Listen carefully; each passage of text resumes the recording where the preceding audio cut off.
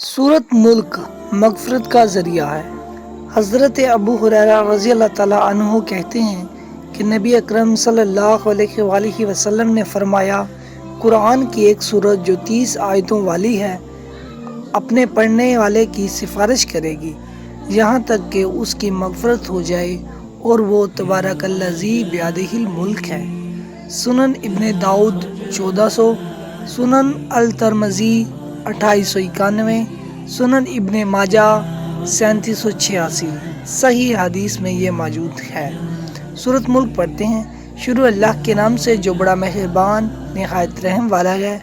وہ اللہ جس کے ہاتھ میں بادشاہی ہے اور بڑی برکت والا ہے، اور وہ ہر چیز پر قادر ہے۔ اسی نے موت اور زندگی کو پیدا کیا تاکہ تمہاری آزمائش کرے کہ تم میں کون اچھے کام کرتا ہے، اور وہ زبردست اور بخشنے والا ہے۔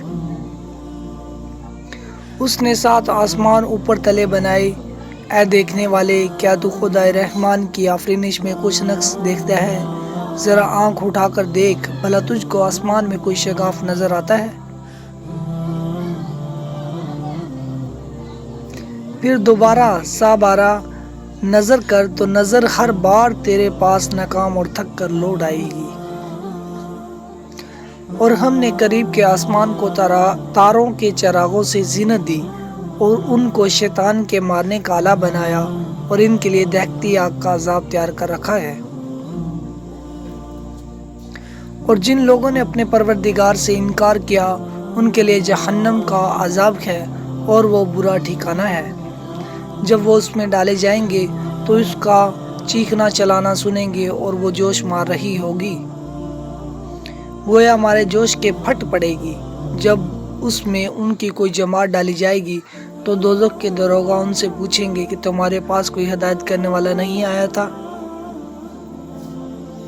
وہ کہیں گے، کیوں نہیں، ضرور ہدایت کرنے والا آیا تھا، لیکن ہم نے اس کو جھٹلا دیا اور کہا کہ اللہ نے تو کوئی چیز نازل ہی نہیں کی، تم تو بڑی غلطی میں پڑے ہوئے ہو۔ اور کہیں گے کہ اگر ہم سنتے یا سمجھتے ہوتے تو دوزخیوں میں نہ ہوتے۔ پس وہ اپنے گناہوں کا اقرار کر لیں گے، سو دوزخیوں کے لیے رحمت خدا سے دوری ہے۔ اور جو لوگ بن دیکھے اپنے پروردگار سے ڈرتے ہیں، ان کے لیے بخشش اور اجر عظیم ہے۔ اور تم لوگ بات پوشیدہ کہو یا ظاہر، وہ دل کے بھیدوں تک سے واقف ہے۔ بھلا جس نے پیدا کیا وہ بے خبر ہے؟ وہ تو پوشیدہ باتوں کو جاننے والا اور ہر چیز سے آگاہ ہے۔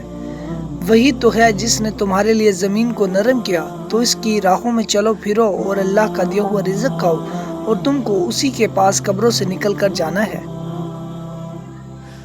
کیا تم اس سے جو آسمان میں ہے بے خوف ہو کہ تم کو زمین میں دھنسا دے اور وہ اس وقت حرکت کرنے لگے؟ کیا تم اس سے جو آسمان میں ہے نڈر ہو کہ تم پر کنکر بھری ہوا چھوڑ دے؟ سو تم ان قریب جان لوگے کہ میرا ڈرانا کیسا ہے۔ اور جو لوگ ان سے پہلے تھے انہوں نے بھی جھٹلایا تھا، سو دیکھ لو کہ میرا عذاب کیسا ہوا۔ کیا انہوں نے اپنے سروں پر اڑتے جانوروں کو نہیں دیکھا جو پروں کو پھیلائے رہتے تھے، اور ان کو سکیڑ بھی لیتے ہیں؟ اللہ کے سوا انہیں کوئی تھام نہیں سکتا، بے شک وہ ہر چیز کو دیکھ رہا ہے۔ بھلا ایسا کون ہے جو تمہاری فوج ہو کر اللہ کے سوا تمہاری مدد کر سکے؟ کافر تو دھوکے میں ہیں۔ بھلا اگر وہ اپنا رزق بند کر لے تو کون ہے جو تم کو رزق دے؟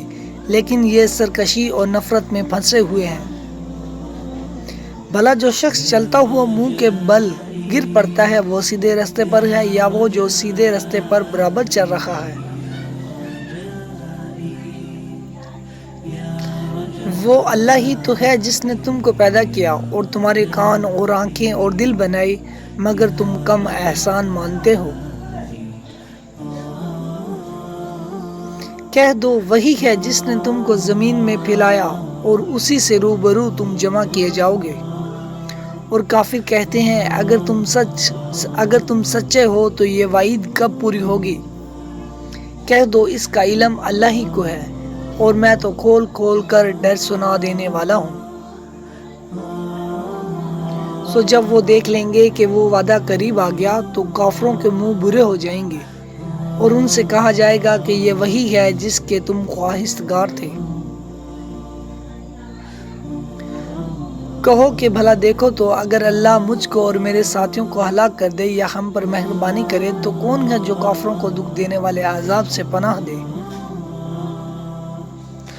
کہہ دو وہ جو خدائے رحمان ہے، ہم اسی پر ایمان لائے اور اسی پر بھروسہ رکھتے ہیں، تم کو جلد معلوم ہو جائے گا کہ سری گمراہی میں کون پڑ رہا تھا۔